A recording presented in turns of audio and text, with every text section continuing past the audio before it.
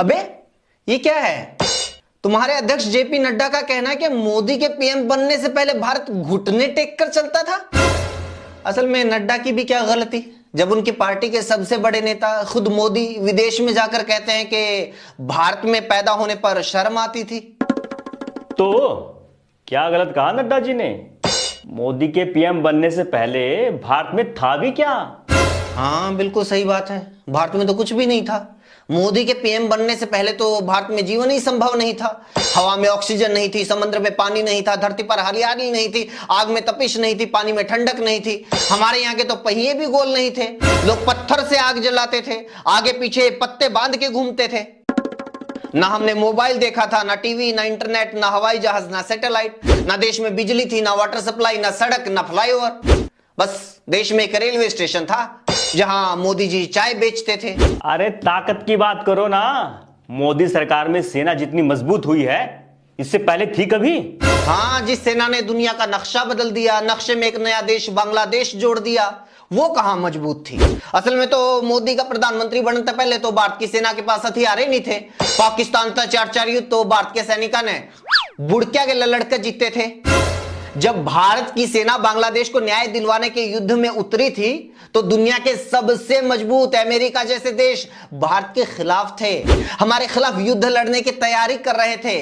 लेकिन भारत ने घुटने नहीं टेके, बल्कि पाकिस्तान के 93,000 सैनिकों के घुटने टिकवा दिए। मोदी के पीएम बनने से पहले भी दुनिया की तीसरी सबसे बड़ी सेना भारत के पास थी। जब भारत ने पोखरण में 2-2 बार परमाणु परीक्षण किया, भारत परमाणु हथियार वाला देश बना तो सारी दुनिया हमारे खिलाफ थी, लेकिन भारत ने घुटने नहीं टेके। फिर भी दुनिया में भारत की क्या छवि थी? मोदी के आने से पहले भारत को कौन पूछता था? मतलब जब हमारा देश डॉक्टर, इंजीनियर और साइंटिस्ट बनाने में तीसरे नंबर पर था, जब हमने परमाणु हथियार बनाए, हमने चांद के ऊपर तिरंगा लहराया, तब भारत को कोई नहीं पूछता था। लेकिन जब भारत का प्रधानमंत्री टिकटॉक वाली लड़कियों की तरह लो कैमरा एंगल से लाउड बैकग्राउंड म्यूजिक के साथ स्लो मोशन वाली वीडियो बनाने लगा, तभी भारत की पूछ हुई। मैं छवि की बात कर रहा हूं। मोदी के आने के बाद भारत की छवि दुनिया में सुधरी है। आज पूरी दुनिया में भारत का डंका बज रहा है। हाँ, ह्यूमन डेवलपमेंट इंडेक्स 191 देशों में 132वें नंबर पर, इनकम इनक्वालिटी इंडेक्स 161 देशों में 123वें नंबर पर, ग्लोबल हंगर इंडेक्स 121 देशों में 107वें नंबर पर, हैप्पीनेस इंडेक्स 137 देशों में 126वें नंबर पर, और प्रेस फ्रीडम में 180 देशों में 161वें नंबर पर। दिख रहा है देश का डंका बज रहा है या देश की लंका लग रही है?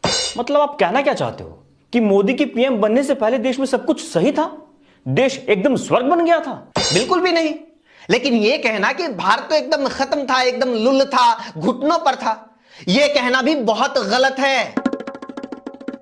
अंग्रेजों ने 250 साल तक देश को लूटा और 550 टुकड़ों में बांटकर छोड़ दिया। उस टाइम देश के पास खाने के लिए अनाज तक नहीं था। वहां से हमारा सफर शुरू हुआ था। अगर देश के शुरुआती प्रधानमंत्री चाहते तो वो भी हाय अंग्रेजों ने सब खत्म कर दिया, हाय मुगलों ने सब लूट लिया, हाय मैं क्या करूं, मोदी की तरह अंग्रेजों और मुगलों को गालियां देकर 15-20 साल तो बिना कोई काम करे राज कर सकते थे। लेकिन उन्होंने ऐसा नहीं किया, उन्होंने काम किया।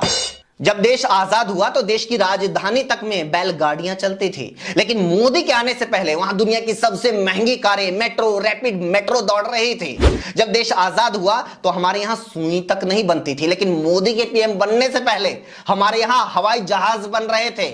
मोदी के पीएम बनने से पहले हमारा देश अपने सैटेलाइट छोड़ रहा था। 1947 में देश की जो कुल जीडीपी थी वो सिर्फ 2.7 लाख करोड़ थी, जो 2014-15 तक बढ़कर 125 लाख करोड़ हो चुकी थी। हमने मोदी को एक ऐसा भारत सौंपा था जिसने अमेरिका, जापान, रशिया और चाइना से मुकाबला करना था। लेकिन आज उस भारत को अफगानिस्तान, तालिबान, श्रीलंका और पाकिस्तान के हालात दिखाकर डराया जा रहा है।